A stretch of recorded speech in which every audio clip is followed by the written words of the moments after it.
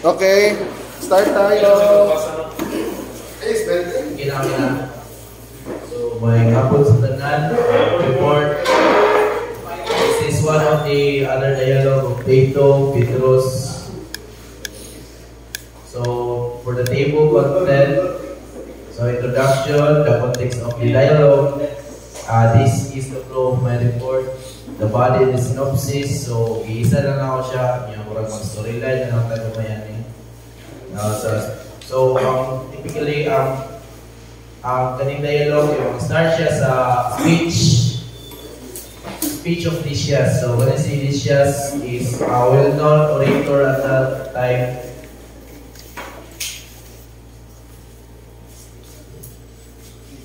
Wow. Known orator at that time. So, salamat. So, wala ka. So, morning dagat siya. So, dito sa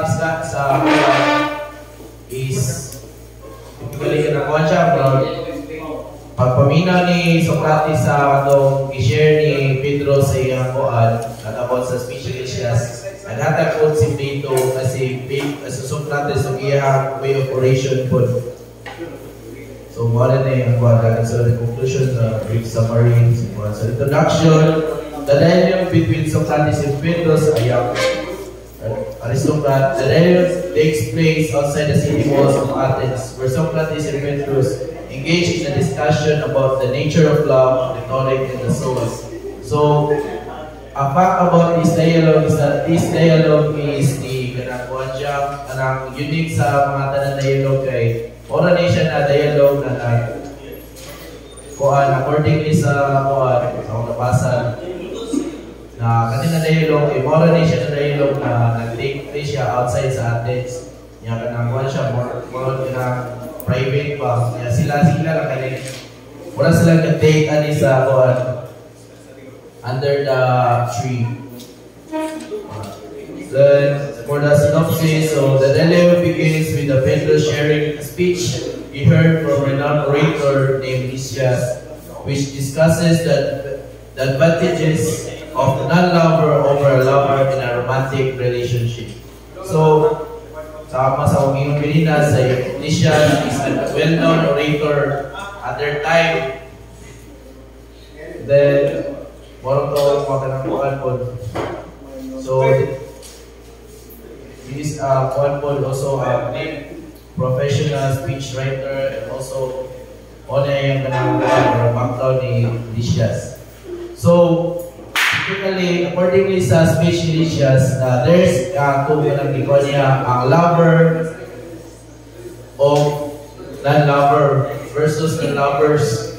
So, ginagawa niya, igaan niya i-distinguish nila ang lover o non-lover niya. Mas, accordingly sa speech, is ipilit niya ang non-lover. Ito mo, accordingly sa yung speech, a man in love will wish he had not done you favor once he desired that dies down. But the time will never come for a man who is not in love to change his mind. This because the favor he does for you are not forced but voluntary. So, makita makuha na to na ipopuran dyan ni Lysias na ipili ang non-lover kaysa sa lover. Itungod sa pagbuhat sa action regarding sa nanangkuhan sa lover and non-lover. So, a lover, when he do the act due to his intention na siya na siya desire romantically or either sexually, but the point of this is, or both, but the point of this, a lover acts because it has a motivation, whereas the lover will act because he has no motivation or free from being bounded or the act are involuntary. So, kung yan tumaka ng mga kuhan, madipig sa lover and non-lover na yan ang ipabura niya ang non-lover, ito mo, the act he do to others is kanang involuntary gani, dili siya force, wala siya napugos, but he act accordingly. Whereas kung lover ang yung lover tong explain niya na murag na ko nang nasa ganang kuan pa murag na buhat na niya kay tungod dili siya gusto masakitan yung lover ana ba kanang kuan kanang example na ni kay na kuan ako na example na ni kay ingnon kaniya na kanang kuan pagkaon na mo diyan ka magkaon yang photo kung di ka magkaon masupot siya. So, murag mana nga nakuan ba, konteksto ba? Ngayon, tagsanaol ba? Ya, palihan na mag-send ka picture ba? Ya, nakuan. Ya, dili, tutol na siya ba? Yung moto, masuko na siya. So, ano ba yung ng mga instances ba? Sige. Wala na nakuan sa mga nakagets or kuan. So, wala yung ikuan. So, wala yung ikuan na for a lover is easily annoyed, and whatever happens, he'll think it was designed to hurt him. This is why a lover prevents the other lover from spending time with other people. So, kung ang ginaingon na, kung biliyon katong lover, kung tayo na gathering, anak ba gathering, then gusto niya na paulion lang ka niya. Pag dili ka muli, masuko siya. So, buhatuloy mo na muli ka, kaya para tumod, dili masuko yung lover. Anak ba? So, Muna to magawang konteksto sa speech na ni-share ni Petros kang Kuan, kang Socrates. Now, the speech of kanang Kuan, oto na, Kuan na po si Socrates ani na Kuan. Pero, iyang pamagi is, dahil pa niya una, pero gigaan siyang time ni Petros na mukuan, watag siya siyang Kuan na kapalo si Petros na mura na pa niya ikakuan pa si Kuan, Socrates. So, si Socrates, ingon niya na mula na something of siyang speech. Iyang speech daw, o accommodation niya, kay mura ka ng, kuhan siya babalik, balik-balik na lang ka ng kuhan gani. So, ikuhan po si Socrates sa iyang speech. So, in the speech of Socrates, nagdagan ang tulong points. The nature of love, the rhetoric, and the soul. So, kalitulo, importante ganyan sa kuhan, and how we deal in this topic. So, first is the nature of love.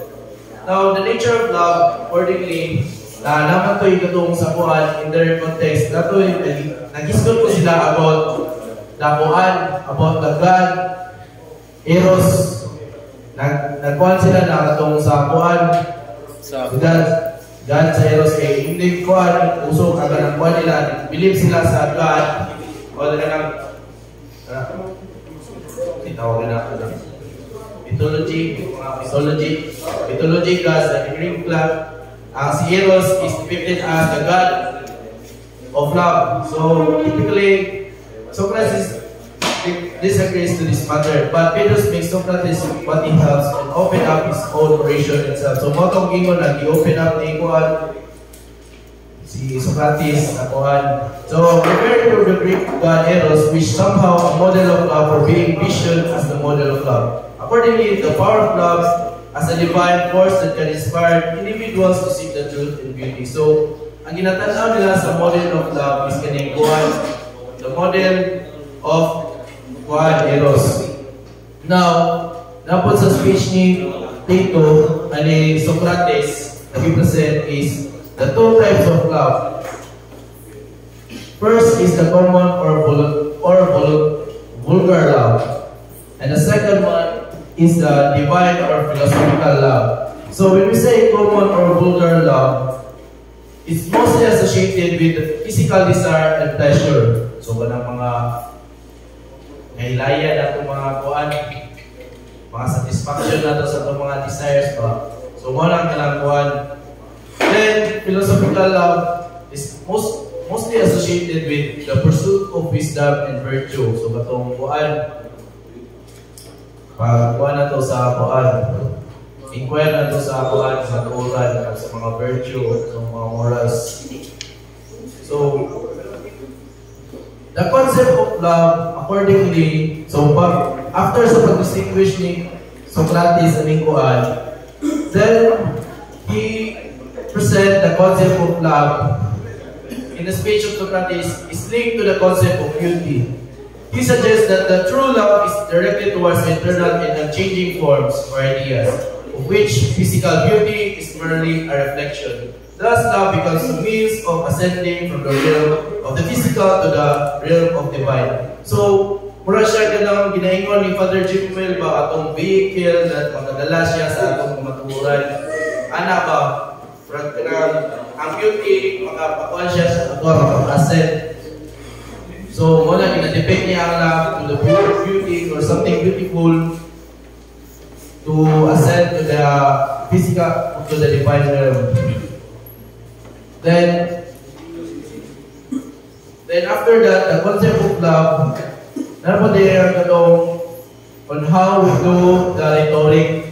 So rhetoric, in the dialogue, critiques the conventional understanding of rhetoric as a persuasive tool for manipulating others. Instead, a true rhetoric would aim to awaken the soul and lead individuals toward genuine knowledge and virtue. So, accordingly, ang rhetoric, katong kuan ba, katong ginaday ni Pedros na katong si Lysias, i-compare na to sa rhetoric na gi-present ni Socrates, na there's kanang kuan, na siya yung kanang distinction na makanang makuha na to. Whereas katong sa i-present ni Socrates, ni Lysias na kuan, na katong oration or katong rhetoric na yung kuhan is as a way nakatumumoto siya ang nagka-persuade siya tungkol sa mga beautiful combination of words mana siya, whereas ito kinakakuha lang siya nakatabo lang siya sa reality, whereas katong i-compare na po katong sa Socrates na i-present niya na ang true oration is will lead us to a genuine knowledge or would help us to arrive towards a certain truth that we think. So panakuan, pag-arrive na to sa genuine knowledge, ang ibala na to na katong sa kuan, ang knowledge for Plato or nakuan, ina-depict na rin sa knowledge is only in the souls. Now, ginagawa po ni Israel na dialogue na kuan, ang importance sa the concept of anamnesis wherein ang soul, since our soul possesses already the knowledge, but through remembering, mapada ma-acquire na itong mga knowledge kung saan na itong nakalimutan. So, now it should be aided or guided with a philosophy. Now, ang rhetoric mo daw, ang rhetoric na ginagawa is should be aided by philosophy. Thus, true love, it posits a central art of persuasion. So, mao na itong importance of rhetoric na dapat ang rhetoric maka-lead us into a certain truth. So, genuine knowledge of virtue. Then, the other thing is, this part is important, is the soul, wherein the soul possesses the genuine knowledge. But in order to makuha na to is through the concept of anamnesis na ang ingon. Now, true love, individuals are inspired to pursue intellectual and moral excellence, transcending their earthly desires and attachments.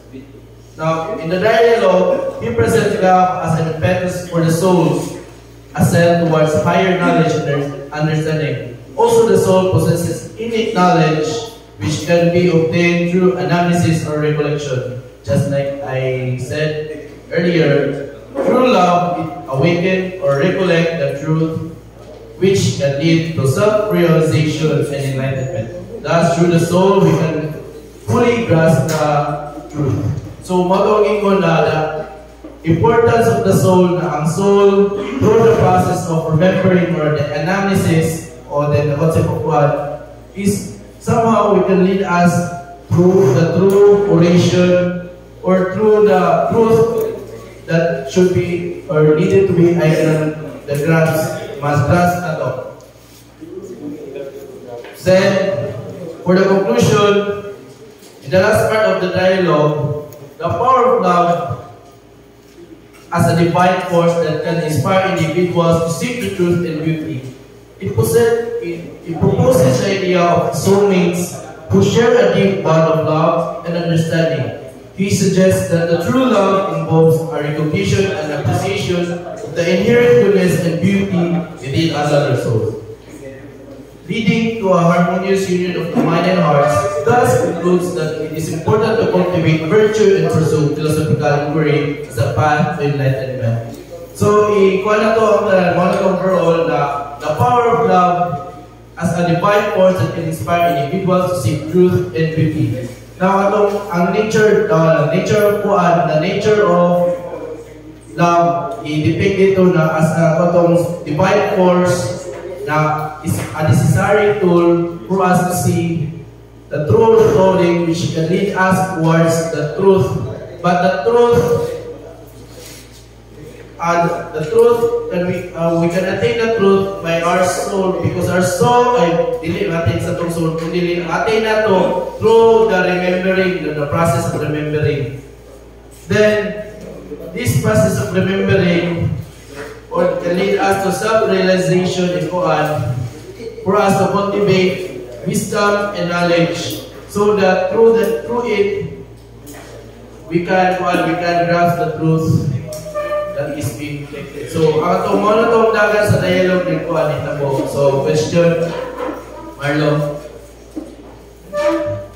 So, monotone Quran, all dagan sa report. So, at the end, may like thinking. So, first,